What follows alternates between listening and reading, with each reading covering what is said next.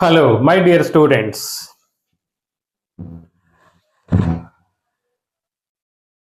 Hello my dear students, Lucas commerce academy మీకు స్వాగతం పలుకుతుంది. ఈరోజు మనం డిస్కస్ చేయబోయేది ఏంటంటే, నిన్న అంటే జనవరి 12, 2025న సిఏ ఫౌండేషన్ అకౌంటింగ్ ఎగ్జామ్ జరిగింది. ఆ ఎగ్జామ్ మీద కొంచెం సేపు రివ్యూ చేద్దాం అనుకుంటున్నాను. ఓకే, సో నిన్న జరిగిన ఈ ఎగ్జామ్లో ఓవరాల్గా పేపర్ చూస్తే అలా ఈజీ అని చెప్పలేము, టఫ్ అని కూడా చెప్పలేము. 100% ఈజ్ నాట్ టఫ్, అలానే ఈజీ కూడా కాదు. పేపర్ వచ్చేసి మోడరేట్గా ఉంది. అయితే ప్రాబ్లమ్స్ కొంత లెంగ్తీ ప్రాసెస్లో ఉంది. విత్ ఇన్ 3 అవర్స్లో ఎగ్జామ్ రాయడం అంటే అన్ని క్వశ్చన్స్ అటెంప్ట్ చేయడం కొంచెం ఇబ్బందిగానే ఉంటుంది. మై డియర్ స్టూడెంట్స్, మీకు మీ కుటుంబ సభ్యులకు సంక్రాంతి శుభాకాంక్షలు తెలియజేస్తుంది లూకాస్ కామర్స్ అకాడమీ. ఒక్కసారి పేపర్లోకి ఎంటర్ అవుదాం. ఫస్ట్ క్వశ్చన్ వచ్చేసి, state with reason whether the following statements true or false. 6 bits ఇస్తాడు. ఒక్కొక్క బిట్ వచ్చేసి 2 మార్క్స్, మీకు తెలుసు 12 మార్క్స్. అయితే ఈ ఇచ్చిన 6 బిట్స్లో ఆల్మోస్ట్ అన్ని ఈజీ అండి. ఈ ఫస్ట్ క్వశ్చన్ ఏలో 12 మార్క్స్లో ఎలాంటి టఫ్ లేదు. ఇక బిలోకి వస్తున్నాను. 1లో explain 4 main functions of accounting. ఇది మెటీరియల్లో direct problem, direct theory, very easy. సికి వస్తున్నాను. From the following transaction prepare sales returns book of K and Co, a readymade garments dealer. So ఈ ప్రాబ్లం వచ్చేసి చాలా ఈజీగా ఉంది. ఇది ఫస్ట్ ప్రాబ్లంలో ఏబిసి.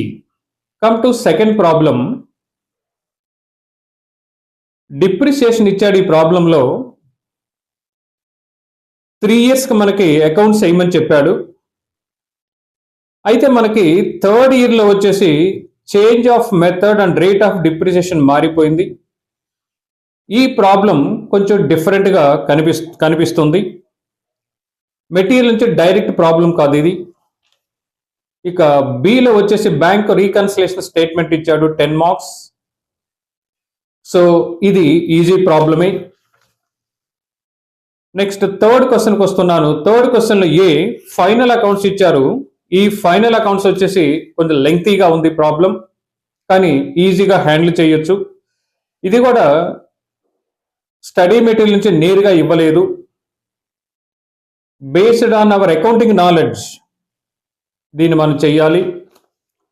ఇక బిలో వచ్చేసి పార్ట్నర్షిప్లో వాడు అడిగిన question profit sharing ratio, interest on capital, interest on drawings. ఇది డైరెక్ట్ క్వశ్చన్, చాలా ఈజీగా చేయొచ్చు. ఇక ఫోర్త్కి వచ్చేస్తున్నాను.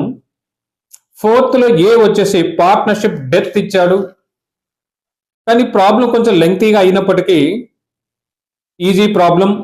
అంటే 15 మార్క్స్, 15 గాను 15 వస్తాయి దీంట్లో. ఇది కూడా నేరుగా డైరెక్ట్ ప్రాబ్లం కానప్పటికీ we can easily handle, no problem. ఇక బిలో వచ్చేసి సింగిల్ ఎంట్రీ అడిగాడు. సింగిల్ ఎంట్రీలో మనకి 2 మెథడ్స్ ఉన్నాయి, statement of affairs method and conversion method. అయితే జనరల్గా ఏమని ఎక్స్పెక్ట్ చేస్తామంటే కన్వర్షన్ మెథడ్ అడగాలి. ఎప్పుడైతే ఫైనల్ అకౌంట్స్ ఇస్తాడో కన్వర్షన్ మెథడ్ టచ్ చేయలేదని చెప్పొచ్చు. ఇక్కడ స్టేట్మెంట్ ఆఫ్ ఎఫైర్స్ మెథడ్ ఇచ్చాడు, ఫస్ట్ మెథడ్, ఈజీ ప్రాబ్లం, ఎవరైనా ఈ ప్రాబ్లం చేయొచ్చు. ఇక ఫిఫ్త్ ప్రాబ్లంలో బిట్ వచ్చేసి non trading concerns, not for profit organization problem ఇచ్చాడు. ఈ ప్రాబ్లం కొంచెం డిఫరెంట్గా ఉంటుంది, కానీ మనకున్న నాలెడ్జ్ మీద హ్యాపీగా ఆన్సర్ చేయొచ్చు. ఇది కూడా డైరెక్ట్ ప్రాబ్లం మాత్రం కాదు. ఇక నెక్స్ట్ వచ్చేసి బిల్స్ ఆఫ్ ఎక్స్చేంజ్. ఇది డైరెక్ట్ ప్రాబ్లం కానప్పటికీ ఈజీ ప్రాబ్లం, ఈజీగా హ్యాండిల్ చేయొచ్చు. నెక్స్ట్ దాంట్లోనే సెకండ్ బిట్గా ఇన్వెంటరీ వాల్యుయేషన్ ఇచ్చాడు. కానీ problem first part easy, second problem కూడా ఈజీ, కొంచెం థియరాటికల్ నాలెడ్జ్ ఉండాలి. దీని గురించి మళ్ళీ డిస్కస్ చేద్దాం. ఇక నెక్స్ట్ సిలో వచ్చేసి రిడెంప్షన్ ఆఫ్ డిబెంచర్స్ ఇచ్చాడు. ఈజీ ప్రాబ్లం, హ్యాపీగా ఆన్సర్ చేయొచ్చు. ఇక సిక్స్త్ ప్రాబ్లంకి వస్తున్నాను. సిక్స్త్ ప్రాబ్లంలో ఇష్యూ ఆఫ్ షేర్స్ ఇచ్చాడు 15 మార్క్స్కి. అయితే ఇష్యూ ఆఫ్ షేర్స్లో ఏం జరుగుతుందంటే ఇక్కడ ఫర్ ఫ్యూచర్ కానీ రీఇష్యూ కానీ ఏమీ లేదు.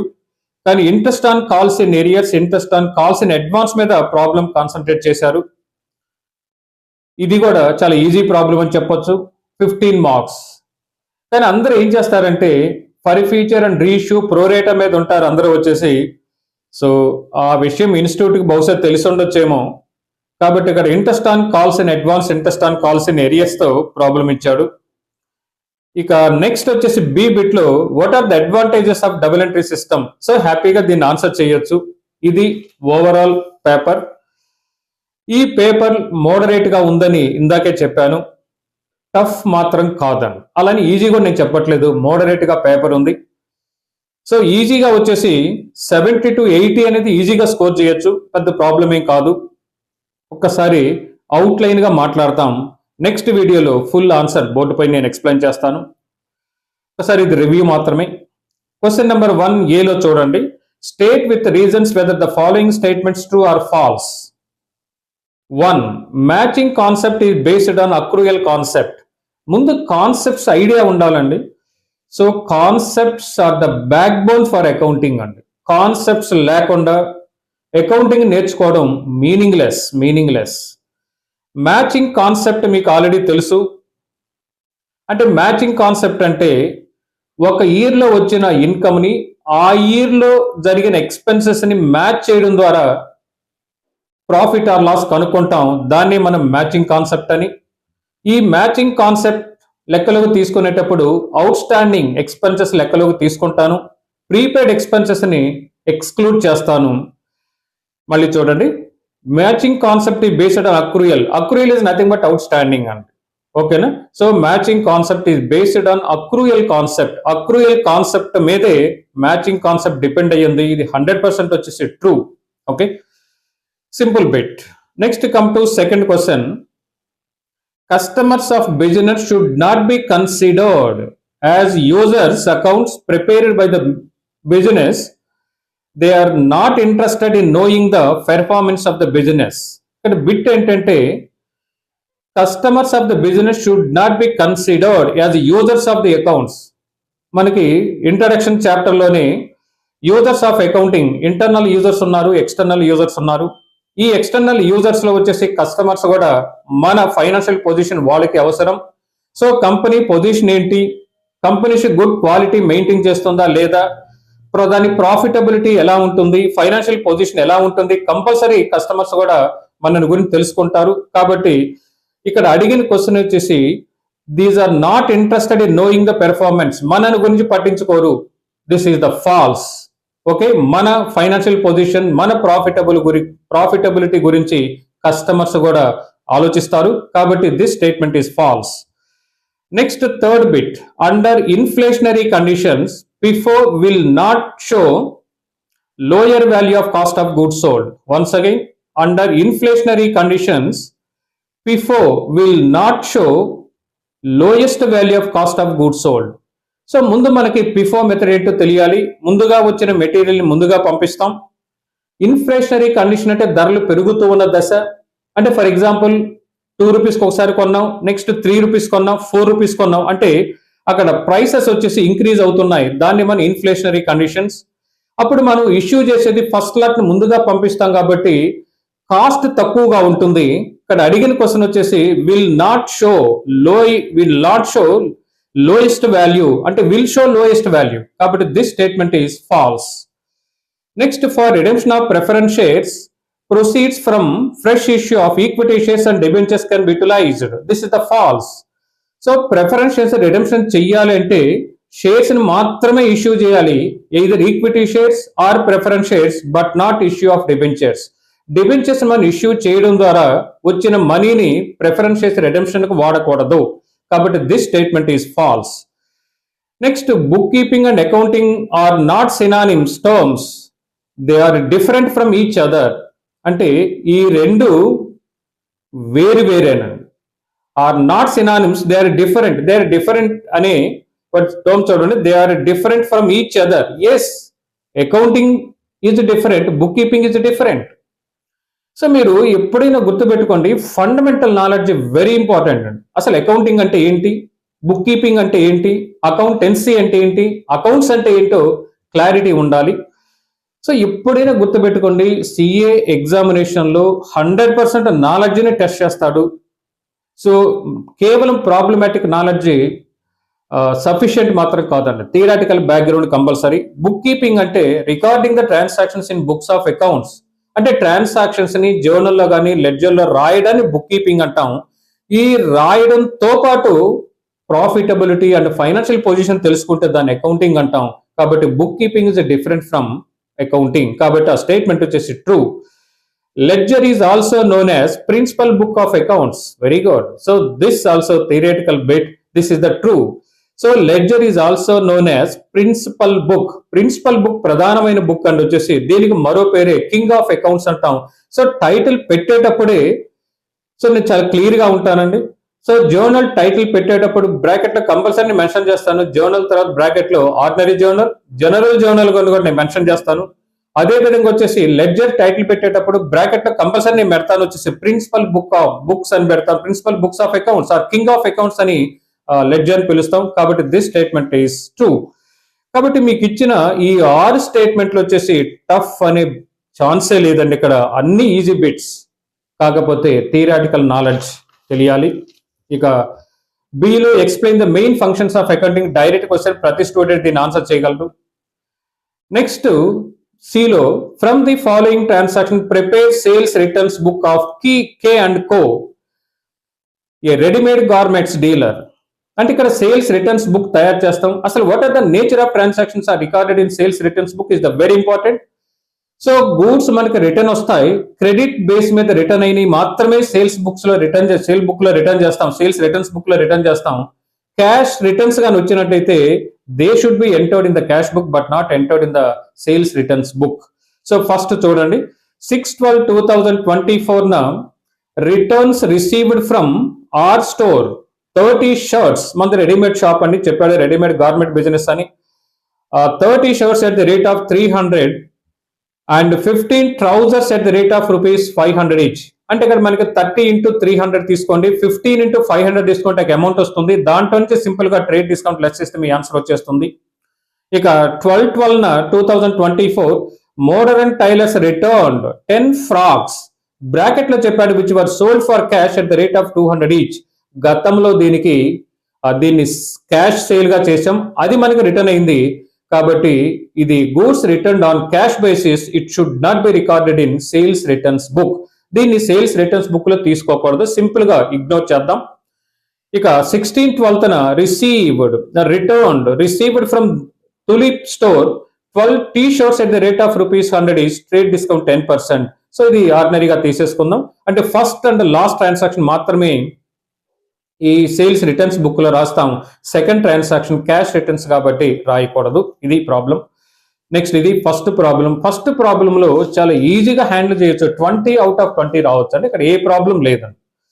నెక్స్ట్ సెకండ్ బిట్కి వస్తున్నాను. A firm purchased a second hand machinery on 1st April 2021. So number of times I told you, problem చదివేటప్పుడు లాస్ట్ లో ఏం అడిగారు చెక్ చేసుకోమని మీకు చెప్పాను. లాస్ట్ లైన్ చూడండి, you are required to prepare machinery account for the year ending 31st March 2024. This is the very important. So మనకు accounts ఎప్పుడు క్లోజ్ అవుతున్నాయంటే 31st March అని క్లోజ్ అవుతున్నాయంటే అది ఎప్పుడు స్టార్ట్ అయి ఉండాలంటే అంతకుముందు సంవత్సరం April 1st. అంటే our accounting year April 1st to 31st March and not from January to December. So this is the very important.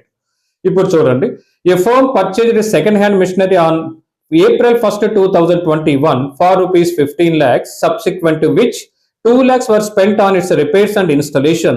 So second hand asset కొన్నప్పుడు repairs పదం ఇచ్చినట్టయితే, లక్కీగా మీకు ఇన్స్టాలేషన్ కూడా ఇచ్చాడు, రిపేర్స్ అనే పదం ఇచ్చినా కూడా that is treated as an asset. కాబట్టి ఇన్స్టలేషన్ కలిపేశాడు కాబట్టి మీరు ఎలాగో తీసుకుంటాం. ఇప్పుడు కాస్ట్ ఆఫ్ అసెట్ వచ్చేసి మనకి 15 lakhs ప్లస్ 2 lakhs 17 lakhs అవుతుంది. అప్పుడు మిషనరీ అకౌంట్ ఇస్తే 2 బ్యాంక్ అకౌంట్ 15 lakhs తీసుకోండి, 2 క్యాష్ ఆర్ బ్యాంక్ అకౌంట్ వచ్చేసి బ్రాకెట్ లో రిపేర్స్ అండ్ ఇన్స్టలేషన్ వచ్చేసి 2 lakhs తీసుకోండి. ఇయర్ బిగినింగ్ కొన్నాం, బిగినింగ్ డేట్ నే కొన్నాం కాబట్టి ఆ అసెట్ పై డిప్రిసియేషన్ ఫుల్ ఇయర్ వస్తుంది.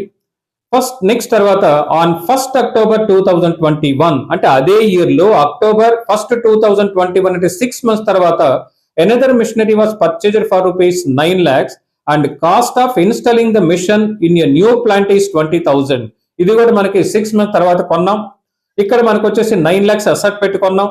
తర్వాత వచ్చేసి ఇన్స్టలేషన్ 20,000 9,20,000 ఇది కాస్ట్ ఆఫ్ అసెట్. ఇక్కడ మనకి ఇంతవరకు ఆగినట్టయితే ఫస్ట్ మిషనరీ మీద ఫుల్ ఇయర్ డిప్రిసియేషన్ ఇద్దాం, సెకండ్ మిషనరీ మీద వచ్చేసి కేవలం 6 months కే డిప్రిసియేషన్ ఇద్దాం. తర్వాత the firm also shifted a machinery purchased on 1st April 2021 to a new plant and incurred freight of rupees 10,000. So general గా ఎగ్జామినేషన్ లో న్యూగా ఇన్స్టిట్యూట్ క్రియేట్ చేసిన బిట్ అనేది జనరల్ గా ఏ బుక్ లో ఉండవు. The firm also shifted the machinery purchased on 1st April 2021.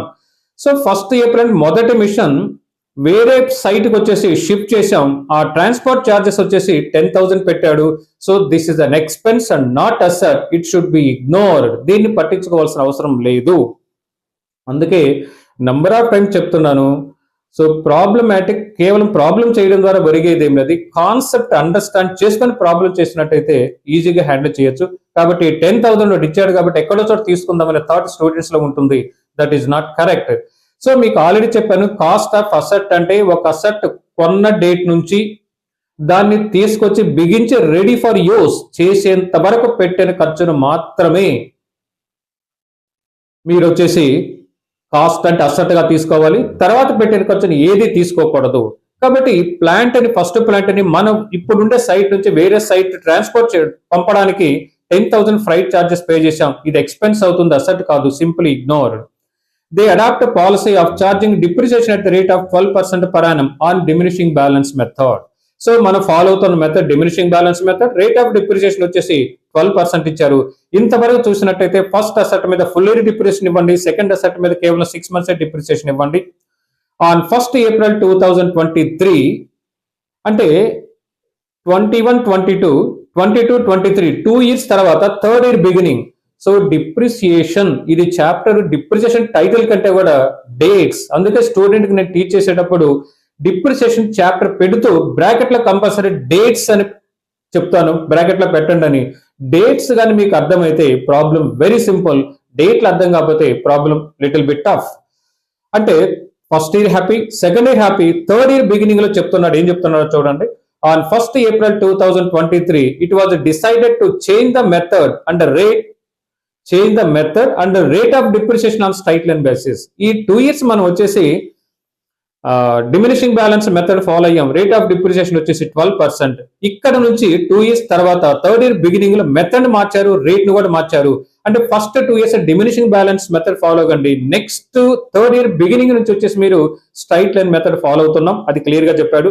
On this date the remaining useful life of asset was assessed as 5 years for both the machine purchase with no scrap value. అంటే third year beginning లో ఎంతైతే value ఉంటుందో ఆ value by 5 వేసినట్టయితే మీరు automatic గా straight line method follow అయినట్టు. So depreciation హ్యాపీగా straight line method third year నుంచి మీరు క్యాలిక్యులేట్ చేయొచ్చు. ఆన్ 1st October 2023 అంటే థర్డ్ ఇయర్ లో 6 months తర్వాత the first machine become became outdated and sold for rupees 2,50,000 అండి. సో థర్డ్ ఇయర్ 6 months తర్వాత ఫస్ట్ మిషన్ వచ్చేసి మనకు అవుట్డేటెడ్ అయిపోయింది, దాన్ని 2,50,000 అమ్మాం. ఎప్పుడైతే అసెట్ అమ్ముతున్నామో 3 steps మనం ఫాలో అవుతాం. ఫస్ట్ మీరు ఏ అసెట్ ని ఏ ఇయర్ అమ్మారో ఆ ఇయర్ బిగినింగ్ నుంచి అమ్మిన తేదీ వరకు డిప్రిసియేషన్ క్యాలిక్యులేట్ చేయండి. తర్వాత సేల్ ఆఫ్ అసెట్ కి ఎంట్రీ పాస్ అయ్యండి. Then calculate profit or loss by way of working note compulsory ఇక్కడ. Next on the same date another machinery was purchased for rupees 8,50,000 అండి. గుడ్. అదే డేట్ న వేరే asset ఒకసారి కొన్నాడు. The estimated useful life of the mission 10 years and the residual value is 30,000. So ఈ point వచ్చేసి ఇప్పుడు కొన్న అసెట్ కి అప్లై అవుతుంది. అంటే ఇక్కడ మన అసెట్ కొన్నది 6 నెలల తర్వాత 6 నెలలకి డిప్రిసియేషన్ వచ్చేసి ఇక్కడ కాస్ట్ ఆఫ్ అసెట్ ఇచ్చాడు, స్క్రాప్ వాల్యూ ఇచ్చాడు, ఎస్టిమేటెడ్ లైఫ్ ఇచ్చాడు, హ్యాపీగా క్యాలిక్యులేట్ చేయొచ్చు ఈ లాస్ట్ కొన్న అసెట్ మీద. అంటే 8,50,000 మైనస్ 30,000 బై 10 వేసినట్టయితే మనకి ఇయర్లీ డిప్రిసియేషన్ వస్తుంది. మీరు 6 months తీసుకోండి. You are required to prepare the machinery account for the year ended 31st March 2024. So 3 years కి మంచి హ్యాపీగా అడిగాడు. సో ప్రాబ్లం సింపుల్ అని చెప్పొచ్చు, కానీ ఫస్ట్ మిషనరీ వేరే ప్లేస్ షిఫ్ట్ చేయడం ద్వారా 10,000 ఎక్స్పెన్సెస్ మాత్రం మనం అసెట్ గా తీసుకున్నట్టయితే ప్రాబ్లం రాంగ్ అవుతుంది. ఓకే, సో ఒక రకంగా చెప్పాలంటే ఇది న్యూ బిట్ అని చెప్పొచ్చు. పై ప్రాబ్లం లో కూడా వచ్చేసి సేల్స్ రిటర్న్స్ బుక్ లో క్యాష్ రిటర్న్స్ ఇచ్చాడు, అదొకటి న్యూ అని చెప్పొచ్చు. ఇక తర్వాత ఇక ప్రాబ్లం ఏం లేదండి, హ్యాపీగా మీరు ఆన్సర్ చేయొచ్చు. తర్వాత బికి వస్తున్నాను.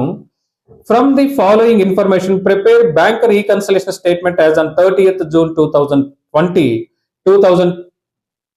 statement as on June 30th 2024 for Messrs XYZ Limited. Point number 1, the bank column of cash book was overdrawn to the extent of rupees 24,768.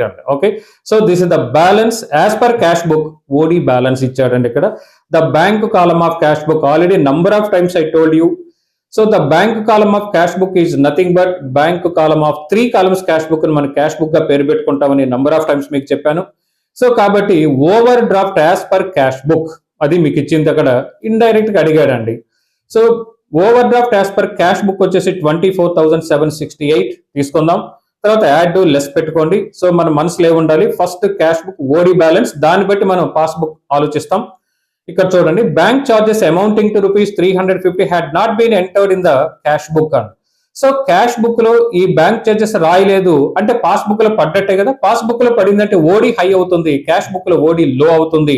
లో టు హై వచ్చేసి యాడ్ తీసుకోవచ్చు, యాడ్ లెస్ మీరు థింక్ చేయొచ్చు. నేను concept వరకు తీసుకుంటున్నాను ఎందుకంటే time చాలదు మనకి. తర్వాత థర్డ్ బిట్ వచ్చేసి check amounting to rupees 88,678 issued before 30th June 2024 but not yet presented. Nothing but checks issued but not presented. మనం ఇష్యూ చేసినప్పుడు క్యాష్ బుక్ లో వచ్చేసి మనం రాస్తాం కాబట్టి ఆల్రెడీ ఓడి ఉంది, మళ్ళీ చెక్స్ ఇష్యూ చేశాం కాబట్టి ఓడి హై అవుతుంది, పాస్ బుక్ లో వచ్చేసి లో అవుతుంది. తర్వాత one payment of 4,590 was recorded in the cash book as if there is no bank column అండి. సో మన క్యాష్ బుక్ లో రాసామని చెప్పాడు, బ్యాంక్ కాలం లేదు, వాడు కంపల్సరీ క్యాష్ కాలం లో రాసి ఉండాలి. ఆన్ వన్ పేమెంట్ చేసాం కాబట్టి క్యాష్ బుక్ లో రాయలేదు, అప్పుడు ఓడి తక్కువ అవుతుంది, పాస్ బుక్ లో వచ్చేసి ఓడి హై బ్యాలెన్స్ అవుతుంది. తర్వాత the company paid rupees 15,500 to a creditor, మనం పే చేసామండి. And received a cash discount of rupees 2%. The cashier erroneously entered in the gross amount in the bank column of the cash book అండి. So ఇది credits అయిన creditor payment చేసాం, credits అయిన 15,500 అది దాంట్లో 2% cut చేసి అంటే లెస్ చేసి మిగిలింది మాత్రం బ్యాంక్ కాలంలో చూపాలి. కాకపోతే మన క్యాషియర్ పొరపాటుగా ఏం చేశాడంటే గ్రాస్ అమౌంట్ అంటే 15,500 బ్యాంక్ కాలంలో చూపించారు. సో దాని అర్థం ఏంటంటే అప్పుడు వచ్చేసి పేమెంట్స్ పెరిగాయి, పేమెంట్స్ పెరిగితే ఓడి ఏమవుతుంది లాజికల్ గా థింక్ చేయండి. సో ఎప్పుడైతే పేమెంట్స్ మనకి పెరుగుతాయో ఓడి ఆటోమేటిక్ వచ్చేసి ఎక్కువగా కనిపిస్తుంది. కాబట్టి ఇక్కడ క్యాష్ బుక్ లో ఓడి ఎక్కువ, పాస్ బుక్ లోకి వచ్చేసి ఓడి తక్కువగా ఉంటుంది. తర్వాత a debit of rupees 5,700 appeared in the bank statement for unpaid cheque అండి. A debit of rupees 5,700 appeared in the bank statement for unpaid check which had been returned marked out of date and the check had been redated by the customer and paid into the bank again on 1st July 2024. So మనం check issue చేసి ఉంటామండి, issue చేసినప్పుడు మనకు ఓడి high balance అయింది. So ఇక్కడ high balance అయింది, ఆ check మనకి ఏంటంటే రిటర్న్ అయింది, ఆ రిటర్న్ క్యాష్ బుక్ లో రాయలేదండి. ఆ రిటర్న్ క్యాష్ బుక్ లో రాయలేదు కాబట్టి క్యాష్ బుక్ ప్రకారం ఓడి హైగా ఉంటుంది, పాస్ బుక్ ప్రకారం వచ్చేసి లో అవుతుంది. ఓకే, తర్వాత 6th bit checks deposited in bank but not yet cleared amount 45,789 ఈ సింపుల్ బిట్. చెక్స్ డిపాజిటెడ్ అంటే క్యాష్ బుక్ ఓడి తగ్గుతుంది, పాస్ బుక్ లో హైగా ఉంటుంది. తర్వాత dividend of rupees 1980 collected by the bank was not recorded, వాడు కలెక్ట్ చేశాడు కాబట్టి పాస్ బుక్ లో ఓడి లో అవుతుంది, క్యాష్ బుక్ ప్రకారం వచ్చేసి హై అవుతుంది. Amount of rupees 2,340 wrongly credited by the bank to the company for which no details are available. So banker మన పాస్ బుక్ లో క్రెడిట్ చేశాడు, రాంగ్ గా క్రెడిట్ చేయండి, కరెక్ట్ గా క్రెడిట్ చేయండి. క్రెడిట్ పడింది, దానికి డీటెయిల్స్ ఇంకా తెలియలేదు. క్రెడిట్ పడిందంటే మన డబ్బు కలెక్ట్ చేశాక రాసినప్పుడు ఓడి లో అవుతుంది, క్యాష్ బుక్ ప్రకారం ఓడి హై అవుతుంది. Okay, on June 25, 2024, a credit side of bank column of the cash book was overcast by rupees 6,789. So credit side మనకి పేమెంట్స్ ఉంటాయి, పేమెంట్స్ ని ఓవర్ క్యాష్ చేసాడు, పేమెంట్స్ పెరిగాయండి. పేమెంట్స్ పెరిగితే ఓడి వచ్చేసి ఆటోమేటిక్ గా హై అవుతుంది, పాస్బుక్ లో లో అవుతుందండి. Very good. సో ఇది ఈ ప్రాబ్లం. సో ఈ ప్రాబ్లం 100% వచ్చేసి టఫ్ మాత్రం కాదండి, కొంతవరకు టఫ్ అని చెప్పొచ్చు. టఫ్ కూడా ఏం కాదండి, రియల్ గా చెప్పాలంటే. అక్కడ మీకు అర్థం చేసుకోవాల్సింది 6th బిట్ ఒకటి అర్థం చేసుకోవాలి. తర్వాత ఈ ఓవర్ కాస్టింగ్, అండర్ కాస్టింగ్ కూడా వచ్చేసి అవి జనరల్ గా అందరూ చేస్తారు. కాబట్టి ఓవరాల్ గా ఈ ప్రాబ్లమ్ ని హ్యాపీగా ఆన్సర్ చేసుకోవచ్చు అండి. Okay, next come to third ప్రాబ్లంకి వస్తున్నాను.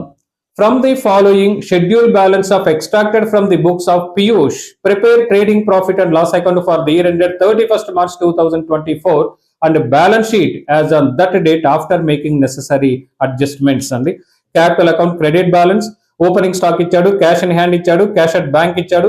ఇన్వెస్ట్మెంట్ చూడండి, బ్రాకెట్ లో 9% యాజ్ ఆన్ 1/4/2023. అంటే ఇయర్ బిగినింగ్ నే మనకు ఉన్నాయి. 50,000 మీద 9% వడ్డీ చేస్తే మనకి 4,500 రావాలి. తర్వాత చెక్ చేద్దాం దాన్ని. డిపాజిట్స్ బ్రాకెట్ లో అయితే 10% యాజ్ ఆన్ 1/4/2023. దీని మీద కూడా 3 lakhs into 10/100 30,000 రావాలి. పై దాని మీద వచ్చేసరికి 9, 45,000 4,500 పై దాని మీద, దీని మీద 30,000 రావాలి. కలెక్ట్ అయిందా లేదా ఫర్దర్ గా చూద్దాం. డ్రాయింగ్స్ మీకు తెలుసు, పర్చేజెస్ తెలుసు, సేల్స్ తెలుసు, returns inwards okay, returns outward okay, carriage inward okay, rent okay, salaries okay, Sunday datas and Sunday creditors ఇంతవరకు ఏం లేదు అక్కడ. Bank loan at 12% as on 1/10/2023 అండి. సో బ్యాంక్ నుంచి లోన్ తెచ్చాం మనం వచ్చేసి October 1st తీసుకొచ్చామంటే 6 months మనం 6 months తర్వాత తీసుకొచ్చాం కాబట్టి ఓన్లీ 6 months కే వడ్డీ ఇస్తాం. అంటే 2 lakhs into 12/100 into 6/12 అంటే 12 24 12,000 మనం ఇంట్రెస్ట్ పే చేయాలి. తర్వాత ఆలోచిస్తాం దాని గురించి. వాడు పే చేసి వెళ్ళని కూడా పే చేయలేకపోతే ట్రీటెడ్ యాజ్ ఇంటర్నల్ అడ్జస్ట్మెంట్. లెక్కలో వీటి గురించి ఏం చెప్పలేదు అనుకోండి, ఫర్దర్ గానీ అడ్జస్ట్మెంట్ ఏం చెప్పకపోతే these are the 3 internal or hidden adjustments. మొదటి 2 మాత్రం వచ్చేసి ఇన్వెస్ట్మెంట్ పై వడ్డీ కానీ, డిపాజిట్ పై వడ్డీ, P&L అకౌంట్ క్రెడిట్ సైడ్ తీసుకుంటాం, బ్యాలెన్స్ షీట్ లో మళ్ళీ అసెట్ గా తీసుకుంటాం. ఇది లోన్ వచ్చేసి మనకి ఎక్స్పెన్స్ కాబట్టి P&L అకౌంట్ డెబిట్ సైడ్ తీసుకుంటాను, మళ్ళీ బ్యాలెన్స్ షీట్ లో బ్యాంక్ లోన్ కి యాడ్ చేద్దాం. ఇది ఎప్పుడండి, ఫర్దర్ గా ఏమీ చెప్పకుండా ఉంటే చెప్తే మారిపోతుందండి.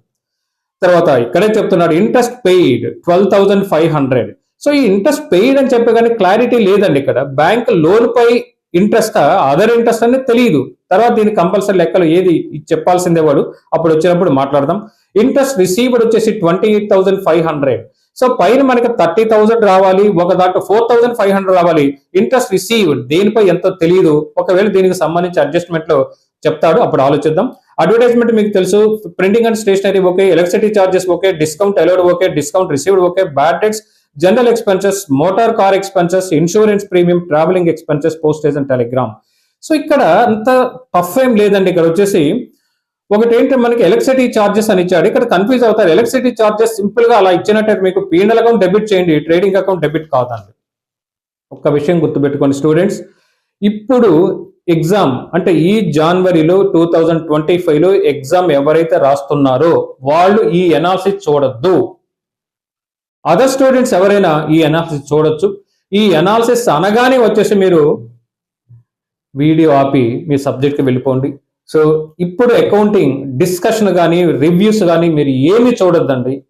4 ఎగ్జామ్స్ అయిన తర్వాత డే అండ్ నైట్ కూర్చోండి. ఇప్పుడు మాత్రం దీన్ని డిస్కషన్ చేయొద్దు. ఈ వీడియో కూడా మీరు చూడొద్దండి.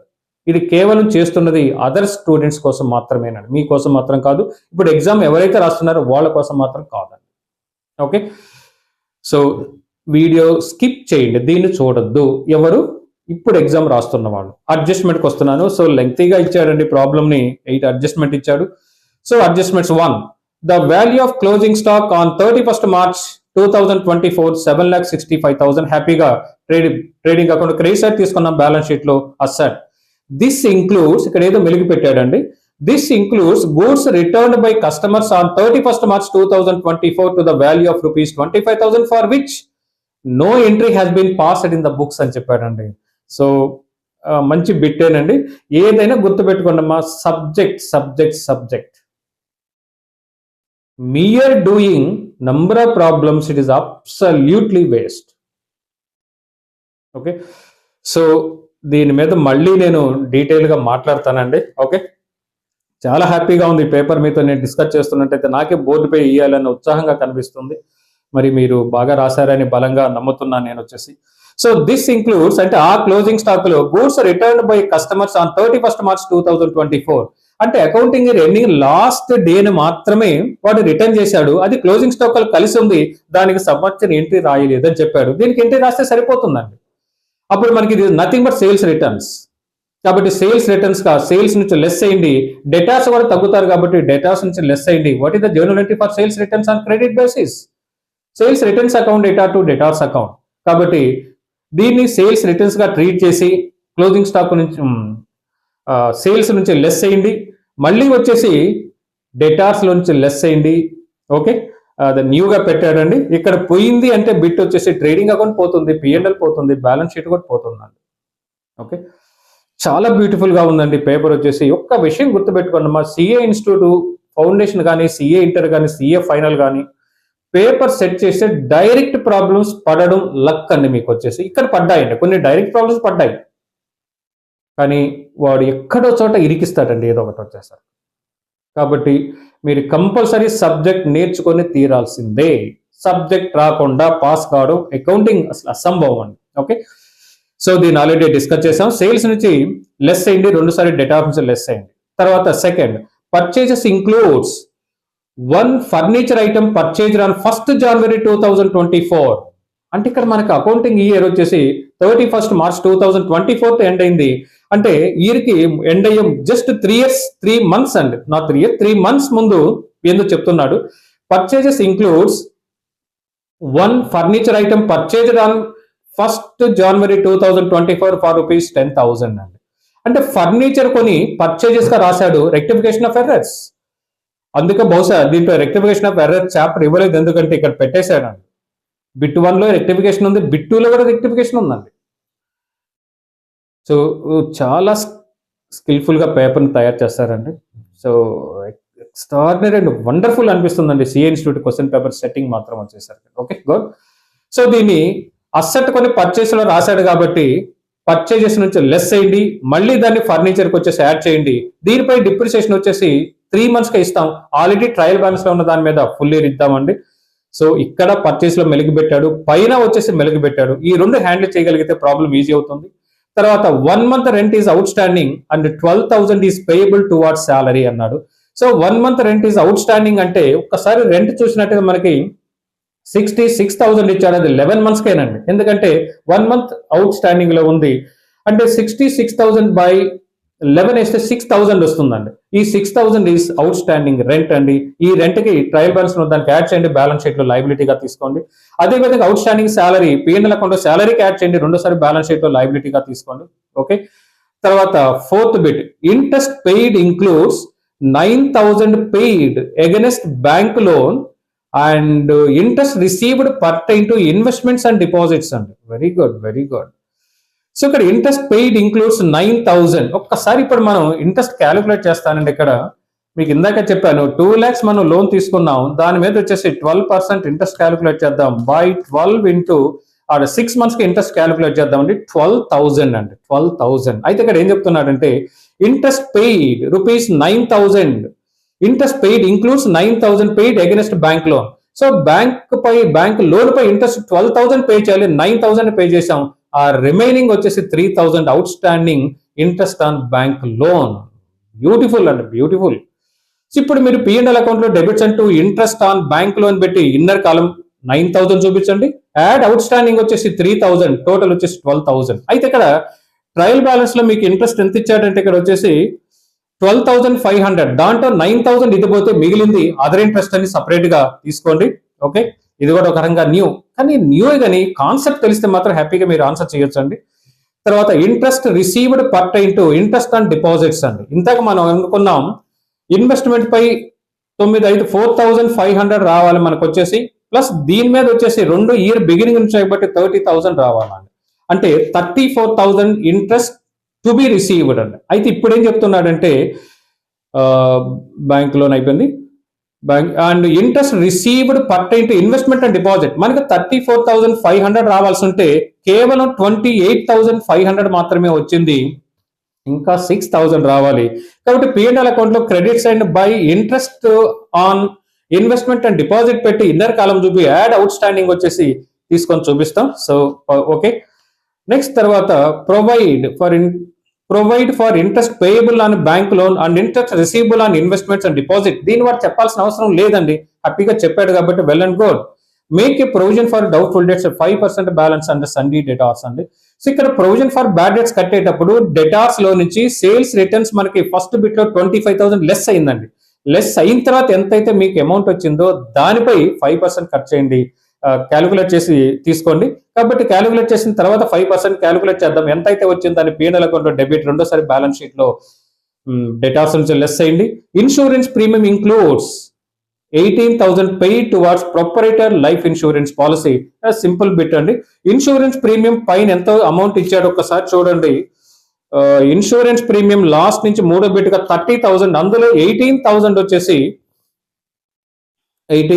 వచ్చేసి ప్రొపరేటర్ పర్సనల్ కాబట్టి నథింగ్ బట్ డ్రాయింగ్స్ అండి ఇది.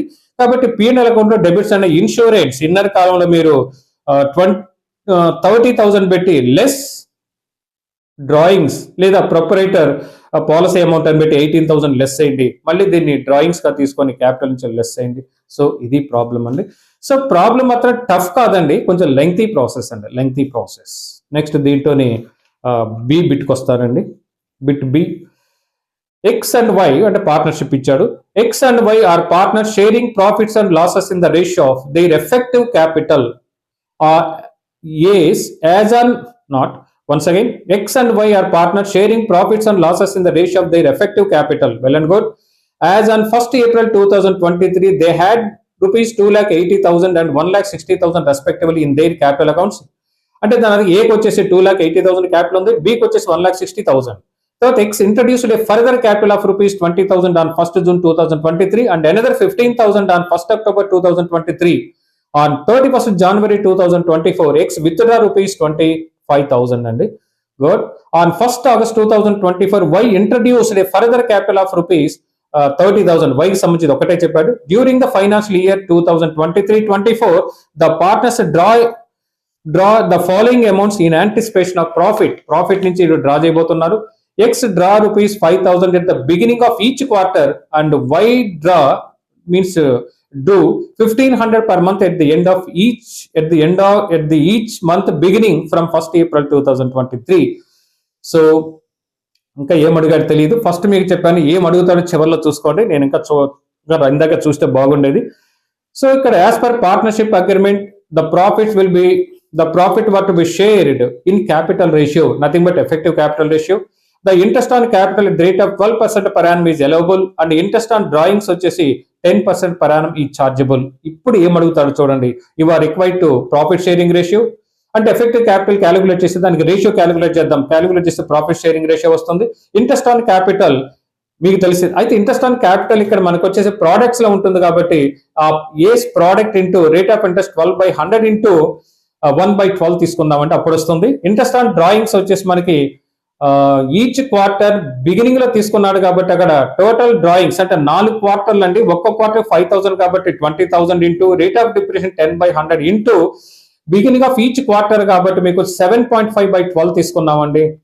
నెక్స్ట్ సెకండ్ వాడికి మాత్రం వచ్చేసి ఇక్కడ 1,500 పర్ మంత్ అంటే 18,000 వస్తుంది. ఈడు at the beginning of each month కాబట్టి ఇక్కడ 6.5/12 తీసుకున్నామండి. పైన చూడండి ఒకసారి. ఎక్స్ వచ్చి సంబంధించి 20,000 ఇంటూ ఇది డ్రాయింగ్స్ కాబట్టి 10/100 ఇంటూ 7.5/12 ఎంత ఇస్తుందో దాన్ని తీసేసుకోండి. ఇక్కడికి వచ్చేసి మాత్రం 18,000 into 10/100 into beginning of each month కాబట్టి 6.5/12 తీసేసుకోండి. ఓకే. కాబట్టి ఇంట్రెస్ట్ ఆన్ క్యాపిటల్ చేయొచ్చు. Interest on capital interest on capital వచ్చేసి మీకు ఇందాక టోటల్ ప్రోడక్ట్స్ వస్తుంది, అది ఎలాగొచ్చి ఇప్పుడు చెప్తాను. ఆ products into 12/100 into 1/12. Similarly Y also. ఈ బిట్ వచ్చేసి మనకి సేమ్ ఎగ్జామినేషన్ అంటే స్టడీ మెటీరియల్ నేరుగా ఇచ్చాడండి. ఈ బిట్ వచ్చేసి నేరుగా అంటే డైరెక్ట్ ప్రాబ్లం కాదు, ఇండైరెక్ట్ గా సేమ్. అయితే every student can easily handle this problem అండి. ఓకే, ఇప్పుడు ఎఫెక్టివ్ క్యాపిటల్ ఎలా వస్తుందో ఒక్కసారి చూడండి. This is the very important bit and వచ్చేసి మనకి. సో వాడు ఏ విషయంకి వస్తున్నాను, ఎఫెక్టివ్ క్యాపిటల్ ఎలా క్యాలిక్యులేట్ చేయాలనేది కంపల్సరీ ఐడియా ఉండాల్సింది. వాడు ఎక్స్ గురించి మాట్లాడుతున్నాను. 2,80,000 మనకి April 1st ఉంది. అప్పుడు April 1st 2,80,000 ఉంది. కింద X introduced further capital of 1st June అంటే ఏప్రిల్ అదే ఉంది, ఏప్రిల్ అదే ఉంది, మే అదే ఉంది. నెక్స్ట్ June 1st క్యాపిటల్ చేసే 2 months ఉందండి. అంటే దాని అర్థం వచ్చేసి 2 lakh అంటే ప్రోడక్ట్స్ క్యాలిక్యులేట్ చేస్తాం. ప్రోడక్ట్స్ ఏం లేదండి, అక్కడ 2,80,000 2 months అంటే amount into number of months. కాబట్టి ఇక్కడ ఏప్రిల్ మే ఈ రెండింటికి మాత్రమే 2,80,000 ఇంటూ 2 తీసుకున్నామండి, ఏప్రిల్ అండ్ మే. జూన్కి వచ్చేసరికి అతని క్యాపిటల్ June 1st 2,80,000 పైన 20,000 పెరిగింది, 3 lakhs అయిందండి. అప్పుడు 3 lakhs ఇంటూ అప్పుడు June 1st నుంచి ఉంటుంది, జూన్, జూలై, ఆగస్ట్, సెప్టెంబర్ 4 నెలలు ఉందండి. అంటే దాని అర్థం 3 lakhs into 4 months. On 1st October వచ్చేసి on 1st October 2023 on 31st January 2024 X with draw. అంటే ఇందాక మనకి 2,80,000 ఉంది బిగినింగ్ లో, తర్వాత 3 lakhs అయింది, తర్వాత 3,15,000 అయింది. దాని నుంచి డ్రా చేశాడు కాబట్టి అంటే 2,15,000 లో నుంచి అమౌంట్ వచ్చి 25,000 డ్రా చేశాడు. 1,90,000 ఇంటూ ఇది ఎప్పటి నుంచి ఉందంటే మనకి జనవరి, ఫిబ్రవరి, మార్చ్ 3. ఓకేనండి, ఇలా క్యాలిక్యులేట్ చేస్తే మనకి అన్ని మల్టిప్లై చేయగా మనకి ప్రోడక్ట్స్ వస్తుంది. వై కూడా అదే విధంగా క్యాలిక్యులేట్ చేయండి. వైని క్యాలిక్యులేట్ చేయడం డెడ్ ఈజీ అండి. సో వై విషయంలో 1,60,000 అంటే ఇక్కడ మనకి 1,60,000 ఇప్పుడు మనకి April 1st అండి, August 1st వరకు అదే, అంటే ఏప్రిల్ అదే, మే అదే, జూన్ అదే, జూలై అదే, August 1st కాబట్టి తీసుకున్నట్టు 4 months అంటే 1,60,000 ఇంటూ 4, తర్వాత 1,90,000 ఇంటూ రిమైనింగ్ పీరియడ్ అంటే August, September, October, November, December, జనవరి, ఫిబ్రవరి, మార్చ్. ఓకే, టోటల్గా 8 months అండి. ఓకే, ఇందాక ప్రోడక్ట్స్ వచ్చింది, ఇప్పుడు ప్రోడక్ట్స్ వచ్చింది. హ్యాపీగా దీన్ని వచ్చేసి రేషియో కట్టండి. ఆ రేషియోని ప్రాఫిట్ షేరింగ్ రేషియో అవుతుందండి. సో ఇది డైరెక్ట్ ప్రాబ్లం వచ్చి హ్యాపీగా ఆన్సర్ చేయవచ్చు అండి. Next come to 4th problem అండి. సో 4th ప్రాబ్లంలో పార్ట్నర్షిప్ ఇచ్చాడు మనకి, 15 marks ఇచ్చాడండి. దీన్ని lengthy process. A, B and C. So లెంగ్తీగానే కనిపించిందండి. సరే, ఎనీవే డిస్కస్ చేద్దాం. So A, B and C are partners sharing profits and losses in the ratio of 3:2:1. The following is the balance sheet of their firm, Messrs. ABC Trading Corporation as on 31st March 2024 అండి. So మనకి ABC వాళ్ళ partners ఉన్నారు, ratio ఇచ్చాడు. 31st March 2024 వాళ్ళ balance sheet ఉంది. So balance sheet లో liability side ABC capital ఇచ్చాడు, general reserve, trade payable, nothing is new. Land and building, machinery, furniture, trade receivable, inner column better, less provision for bad debts, less as outer column ichadu, stock and joint life policy, cash and bank. Nothing is new in balance sheet and C died on 30th June 2024 అంటే ఆయన April బతుకున్నాడు, మే బతుకున్నాడు, June 30th చనిపోయాడు. 3 నెలలే బతుకున్నాడు అండి. అక్కడ వచ్చేసి as per partnership deed the following arrangements were put to be into effect. A, goodwill of the firm was to be valued at rupees 2 years purchase of the average profit of 4 years to 31st December preceding the death of a partner. The profits were as under చెప్పాడండి. Simple bit అనమాట. ఇక్కడ 4 సంవత్సరాల profit ఇచ్చాడు. goodwill account will not opened in the books of accounts and C was to be credited with his share. The new profit sharing ratio is 5:3 అండి. So ordinary bit అనమాట. వాడు అడిగి ఏం చేయడానికి గత 4 సంవత్సరాల ప్రాఫిట్ ఇచ్చాడు, దానికి 2 times of good will calculate చేయండి. అయితే ఆ గుడ్ విల్ బుక్స్ లో తీసుకోవద్దని చెప్పాడు. వాడు చెప్పాల్సిన అవసరం లేదు. Goodwill should not appear in books of accounts except purchased goodwill. Number of times I told you అండి. సో ఇక్కడ వాడు న్యూ రేషియో ఇచ్చాడు, ఓల్డ్ రేషియో ఇచ్చాడు. కంపల్సరీ మీరు గెయినింగ్ రేషియో క్యాలిక్యులేట్ చేయాలి. So gaining ratio equal to మీకు తెలుసు new ratio minus old ratio, అది గెయినింగ్ రేషియో వస్తుంది. ఆ గెయినింగ్ రేషియో ప్రకారం డిసీజ్డ్ పార్ట్నర్ అంటే C share of goodwill ని పనిచేస్తాం. జర్నల్ మీకు తెలుసు A capital account debtor, B capital account debtor to C capital account అండి. ఏ రేషియోలో పంచాలి? మనం గెయినింగ్ రేషియోలో పంచాలి. సో ఒక్కసారి ఇక్కడ పెద్ద బిట్ ఏం కాదండి అది. ఇప్పుడు how to calculate good will అని చెప్దాం. ఇప్పుడు యావరేజ్ ప్రాఫిట్ మీకు వచ్చేసి ఎలా క్యాలిక్యులేట్ చేస్తాం, 4 years ప్రాఫిట్ యాడ్ చేయండి బై 4 is యావరేజ్ ప్రాఫిట్. ఇప్పుడు గుడ్ విల్ ఈక్వల్ టు మీకు వచ్చిన యావరేజ్ ప్రాఫిట్ ఇంటూ 2 వేసినట్టయితే గుడ్ విల్ వస్తుంది. దాంట్లో సి షేర్ తీసుకోండి, ఆ సి షేర్ ని మనం గెయినింగ్ రేషియోలో డిస్ట్రిబ్యూట్ చేయండి. Nothing is new. సెకండ్ బిట్కి వస్తున్నాను. Profit till the date of death అంటే చనిపోయిన తేదీ నాటికి 3 నెలలు మాత్రమే బతుకున్నాడు. To be ascertained on the basis of average profit of the previous 4 years. Very good. ఇందాక యావరేజ్ ప్రాఫిట్ మనకు వచ్చింది, దాన్ని బేస్ చేయమన్నాడు. సింపుల్ బిట్ అండి ఇది. And C share is to be credited his capital account. వాడు ఏం చెప్పాల్సిన అవసరం లేదు, మనం అలాగే తీసుకుంటాం. పైన బిట్ లో మనకి యావరేజ్ ప్రాఫిట్ వచ్చింది, దాన్ని తీసుకొని అది 12 months ప్రాఫిట్, వీడు బతికున్నది 3 months కాబట్టి 12 months అంత ప్రాఫిట్ అయితే 3 months కానీ క్యాలిక్యులేట్ చేయండి. ఆ వచ్చిన ప్రాఫిట్ లో ఈ షేర్ క్యాలిక్యులేట్ చేయండి. దీనికి ఎంట్రీ మీకు ఆల్రెడీ చాలా గుర్తుండాలి. దీనికి ఎంట్రీ ఎలా పాస్ చేయాలంటే మనకు partner capital account C by suspense account అని క్రియేట్ చేయమని చెప్పాను మీకు వచ్చేసి. ఇదే సస్పెన్స్ అకౌంట్ మళ్ళీ బ్యాలెన్స్ షీట్ లో తగులుతుందండి. ఓకే, షేర్ ఆఫ్ ప్రాఫిట్ కి వచ్చేసి ఒక ఇంట్రెస్ట్ ఆన్ క్యాపిటల్ లేదు కాబట్టి హ్యాపీ, అది కూడా మనం P&L సస్పెన్స్ అకౌంట్ అనేది ట్రాన్స్ఫర్ చేసి ఉండేవాళ్ళం అండి. కాబట్టి ఈ బిట్ గుడ్ విల్ కానీ షేర్ ఆఫ్ ప్రాఫిట్ కానీ వెరీ ఈజీ అండి. తర్వాత assets were to be revalued, land and building appreciated by 15%, అంటే రీవాల్యుయేషన్ అకౌంట్ లో క్రెడిట్ సైడ్ 15% పెంచండి. Machinery to be depreciated by 5%, revaluation account లో డెబిట్ సైడ్ తీసుకోండి. Furniture and fixed is to be revaluated 1 lakh. పైన furniture వచ్చేసి మీకు వచ్చేసి 1,05,000 ఉంది, 1 lakh వాల్యూ చేశాడు కాబట్టి అసెట్ తగ్గింది కాబట్టి రీవాల్యుయేషన్ అకౌంట్ డెబిట్. తర్వాత స్టాక్ వచ్చేసి 90,000 గా తీసుకోమని చెప్పాడు. పైన స్టాక్ 85,000 సంథింగ్ ఉంది, 90 పెరిగింది కాబట్టి రీవాల్యుయేషన్ అకౌంట్ లో క్రెడిట్, అంటే బిల్డింగ్ ని revaluation account credit, machinery revaluation account debit, next furniture కూడా రీవాల్యుయేషన్ అకౌంట్ డెబిట్, స్టాక్ వచ్చేసి రీవాల్యుయేషన్ అకౌంట్ క్రెడిట్. 2 క్రెడిట్ పడ్డాయి, 2 డెబిట్ పడ్డాయి, ప్రాఫిట్ వస్తుంది, హ్యాపీగా డిస్ట్రిబ్యూట్ చేయొచ్చు. తర్వాత provision for bad debts to be increased by ₹1,800 అండి. ఆల్రెడీ మనకి 5,700 పైన బ్యాలెన్స్ షీట్ లో ఇచ్చాడు. ఇప్పుడు ఎంత పెంచమని చెప్పాడంటే మీకు ఇంక్రీజ్ 1,800 పెంచేయండి. దీన్ని మళ్ళీ రీవాల్యుయేషన్ అకౌంట్ లో డెబిట్ సైడ్ తీసుకోండి. బ్యాలెన్స్ షీట్ లో డెటార్స్ నుంచి 1,55,200 నుంచి 5,700 లెస్ చేయాలి. ప్లస్ ఇది కూడా యాడ్ చేసి లెస్ అయ్యింది, 1,800 కూడా లెస్ చేయాలి. కాబట్టి రీవాల్యుయేషన్ అకౌంట్ లో 3 వస్తున్నాయి, క్రెడిట్ సైడ్ వచ్చేసి డెబిట్ సైడ్ వచ్చేసి 2 వస్తున్నాయండి. Easy account, nothing is new. తర్వాత ఫిఫ్త్ బిట్ వచ్చేసి some of ₹2,40,000 received from the insurance company against joint life policy అండి. చనిపోయాడు కాబట్టి టోటల్ అమౌంట్ మనకి కలెక్ట్ అవుతుంది. ఒక్కసారి దీనికి జేఎల్పీ అకౌంట్ అయ్యిందమ్మా. జేఎల్పీ అకౌంట్ ఓపెన్ చేసి టు బ్యాలెన్స్ బి బై 90,000. ఇప్పుడు ఇన్సూరెన్స్ కంపెనీ నుంచి మనకి 2,40,000 వచ్చింది. Bank account data to JLP account, JLP account credits and by bank 2,40,000. ఈ 2,40,000 నుంచి 90,000 లెస్ అయ్యిగా మీకు కొంత అమౌంట్ వస్తుంది.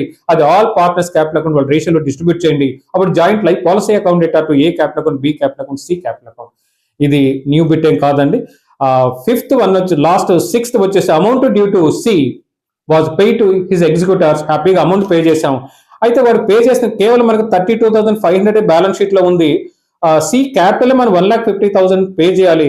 సఫిషియంట్ అమౌంట్ బ్యాలెన్స్ షీట్ ప్రకారం లేదండి. ఇప్పుడే మనకి ఇన్సూరెన్స్ కంపెనీ నుంచి 2,40,000 వచ్చింది. ప్లస్ మనకి already balance 32,700 sufficient amount definite గా ఉంటుంది. హ్యాపీగా మీరు పే చేయొచ్చు. You are required to prepare revaluation account. ఇప్పుడే మాట్లాడడం. Partners capital account balance sheet on 30th June 2024 along with the necessary workings. Workings మీకు గుడ్ విల్ వర్కింగ్ వస్తుంది, షేర్ ఆఫ్ ప్రాఫిట్ కూడా వర్కింగ్ వస్తుంది, రీవాల్యుయేషన్ అకౌంట్ వచ్చి working కాదు. Direct answer చేద్దాం. తర్వాత జేఎల్పీ అకౌంట్ వచ్చేసి సపరేట్ అంటే 3 వర్కింగ్ అవర్స్ మీకు వస్తాయి. సో చాలా మంచి ప్రాబ్లం, ఈజీ ప్రాబ్లం అండి, ఈజీ ప్రాబ్లం. నెక్స్ట్ బి బిట్కి వస్తానండి. From the following details of assets and liabilities of mister పేరు ఎస్ అనుకుందామండి, సర్తక్ అలా ఇచ్చాడు. For the year ended 31st March 2023 and 31st March 2024. Very good. So first opening positions, next వచ్చి closing position. So ఇక్కడ మనకి statement of efforts method problem ఇచ్చాడండి. Conversion method ఇవ్వలేదు. Conversion method is nothing but final accounts. మామూలు final accounts మీకు ఇచ్చాడు కాబట్టి అందువల్ల అది మిస్ చేశాడు. జనరల్ గా సిఏ స్టాండర్డ్ లో ఈ ప్రాబ్లం అడగకూడదు. వెరీ సింపుల్ ప్రాబ్లం అండి ఇది వచ్చేసి. మరి అడిగేసాడు అక్కడ. ఒక్కసారి ఓపెనింగ్ పొజిషన్ లో బిల్డింగ్ ఇచ్చాడు, ఫర్నిచర్ ఇచ్చారు, ఇన్వెంటరీ ఉంది, డెటార్స్ ఉంది, క్యాష్ ఇన్ హ్యాండ్ ఉంది, క్యాష్ ఎట్ బ్యాంక్. అయితే ఓపెనింగ్ లో ఉంది, క్లోజింగ్ లో ఫర్నిచర్ అండ్ ఫిక్చర్ అంటే బిల్డింగ్ అండ్ ఫర్నిచర్ 2 ఓపెనింగ్ లో ఉన్నాయి, క్లోజింగ్ లేదంటే వెరీ సింపుల్ అండి. డిప్రిసియేషన్ లెస్ ఇస్తే రెండింటి నుంచి క్లోజింగ్ లోకి వస్తుంది. Nothing is new. ఎప్పుడైనా చూసుకోండి, ఫిక్స్డ్ అసెట్స్ ఆల్వేస్ ఫిక్స్డ్ గానే ఉంటాయండి. వాడు ఏం చెప్పకపోతే ఓపెనింగ్ ఎంత అయితే ఉంటుందో క్లోజింగ్ లో కూడా అదే. అఫ్ కోర్స్ డిప్రిసియేషన్ లెస్ చేస్తాం అనుకోండి. కరెంట్ అసెట్స్ విషయం కంపల్సరీ వాడు చెప్పి తీరాల్సిందేనండి. ఇన్వెంటరీ ఓపెనింగ్ క్లోజింగ్ రెండు ఇచ్చాడు, సండే డేటాస్ ఇచ్చాడు, క్యాష్ అట్ బ్యాంక్ ఇచ్చాడు, క్యాష్ ఇన్ హ్యాండ్ ఇచ్చాడు, లైబిలిటీస్ లో లోన్స్ ఇచ్చాడు, సండే క్రెడిటార్స్ ఇచ్చారు. ఓకే, సో సబ్జెక్ట్ ఫస్ట్ నేర్చుకోవాలమ్మా, సబ్జెక్ట్ నేర్చుకోవాలి. చూద్దాం, దీని గురించి నేను ఫర్దర్గా చాలా మీతో మాట్లాడతానండి. ఒక్కసారి మన ఛానల్ మీరు సబ్స్క్రైబ్ చేయండి. This channel can change your life అండి, కెన్ చేంజ్ యువర్ లైఫ్ 100% కాన్ఫిడెన్స్గా చెప్తున్నాను. సో దీంట్లో ఎవ్రీడే స్టేటస్లో వచ్చేసి ఏదో ఒక ఇన్ఫర్మేషన్ మీకు వస్తుంది, సబ్జెక్ట్ సంబంధించి ఎవ్రీడే స్టేటస్ ఉంటుంది. నెక్స్ట్ తర్వాత వచ్చేసి వాల్యుబుల్ మెటీరియల్ మీకు అవసరమైతే పంపుతాను ఫ్రీగా.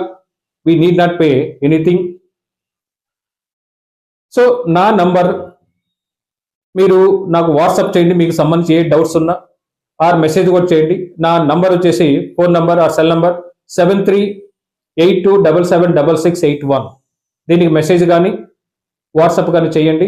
ఒకవేళ మెయిల్ ద్వారా సంప్రదించాలంటే lucascommerceacademy@gmail.com. Okay, so this channel can change your life, can change your life. రియల్గా మీరు కామర్స్ మీద డిపెండ్ అయితే మీ లైఫ్ని ఈ లూకాస్ కామర్స్ అకాడమీ మారుస్తుంది. కంపల్సరీ ప్రతి స్టూడెంట్ సబ్స్క్రైబ్ చేసుకోండి. ఈ సబ్స్క్రైబ్ చేయడం వల్ల ఎంత బెనిఫిట్ ఉంటుందో అనేది మీకు ఫ్యూచర్లో తెలుస్తుందండి. ఓకే, తర్వాత కిందకు వస్తున్నాను. It was decided to depreciate building 5%. ఇందాకే చెప్పాను, ఓపెనింగ్ లో నుంచి ఓపెనింగ్ మీద 5% క్యాలిక్యులేషన్ క్లోజింగ్ లో వచ్చింది. ఫర్నిచర్ కూడా సేమ్ అండి, అలాగే తీసుకున్నాం. On 1st June 2023 additional capital 40,000 was brought into the business, nothing but additional capital. Proprietor has withdrawn rupees 2,500 per month for meeting family expenses and nothing but drawings. So 2,500 per month అంటే 12 months మీద మనకు 30,000 వస్తుంది. Prepare statement of affairs as on 31st March 2023 and 31st March 2024. Find out profit earned by Mr. Sat for the year ended 31st March 2024. So this is the intermediate, అంటే senior ఇంటర్వ్యూలో single entry ఉందండి, ఆ standard లో ఇచ్చాడు. ఇది CI స్టాండర్డ్కి ఇవ్వాల్సిన paper కాదండి. ఈ ఒక్క క్వశ్చన్ మాత్రం. ఇప్పుడు మీరు ఓపెనింగ్ క్యాపిటల్ కావాలంటే ఓపెనింగ్ స్టేట్మెంట్ ఆఫ్ అఫైర్స్ చేసి, ఓపెనింగ్ స్టేట్మెంట్ ఆఫ్ అఫైర్స్ అన్న closing statement of affairs and is nothing but preparation of balance sheet. So assets తీసుకోండి, ఓపెనింగ్ లో లైబిలిటీ తీసుకోండి. అసెట్స్ నుంచి లైబిలిటీస్ లెస్ అయ్యి మీకు క్యాపిటల్ బ్యాలెన్సింగ్ ఫిగర్ వస్తుంది. దీని గురించి పెద్దగా మాట్లాడాల్సిన అవసరం లేదు. క్లోజింగ్ లో కూడా సేమ్ పొజిషన్ ఉంది. ఇక statement of profit or loss అనేది క్యాలిక్యులేట్ చేయొచ్చు. క్లోజింగ్ క్యాపిటల్ పైన స్టెప్ 2లో అంటే వర్కింగ్ 2లో రెడీ అయిపోయింది. ఇది వర్కింగ్ ఏం కాదు, వాడు అడిగాడు కాబట్టి, ఏం అడగకపోతే వర్కింగ్ అవుట్ అంట, వేడిగా అడిగాడు కాబట్టి ఓపెనింగ్ స్టేట్మెంట్ ఆఫ్ అఫైర్స్ ఉంది, క్లోజింగ్ స్టేట్మెంట్ ఆఫ్ అఫైర్స్ ఉంది. రెండిట్లో మనకి క్యాపిటల్ ఉన్నాయి కాబట్టి కింద క్లోజింగ్ క్యాపిటల్, పైన ఓపెనింగ్ క్యాపిటల్. క్లోజింగ్ క్యాపిటల్ రెడీగా ఉంది, దానికి యాడ్ డ్రాయింగ్స్ యాడ్ చేసేసేయండి. లెస్ అడిషనల్ క్యాపిటల్ ఎస్ఐగా అడ్జస్టెడ్ క్యాపిటల్ వస్తుంది, దాంట్లో నుంచి ఓపెనింగ్ క్యాపిటల్ ఎస్ఐగా వచ్చేసి ప్రాఫిట్ వస్తుందండి. సో ఈజీ, దీని గురించి ఇంత టైం డిస్కస్ చేయాల్సిన అవసరం లేదండి. ఓకే, టోటల్గా 5 ప్రాబ్లమ్ డిస్కస్ చేసామండి. నెక్స్ట్ వచ్చేసి వీడియో లెంగ్తీ అవుతుంది. 5 and 6 2 ప్రాబ్లమ్స్ ఉన్నాయి. ఈ 2 ప్రాబ్లమ్స్ వచ్చేసి నెక్స్ట్ వీడియోలో ఇప్పుడే పెట్టేస్తానండి వచ్చేసి. ఓకేమ్మా, till then thank you very much. So once again I'm telling you, ఈ ఛానల్ని మీరు సబ్స్క్రైబ్ చేసుకోండి, మీ ఫ్రెండ్స్కి కూడా సబ్స్క్రైబ్ చేయమని తెలియచేయండి. This channel is very useful for you, ఓకేనమ్మా. సో మళ్ళీ నెక్స్ట్ వీడియోలో కలుస్తాం. Thank you very much.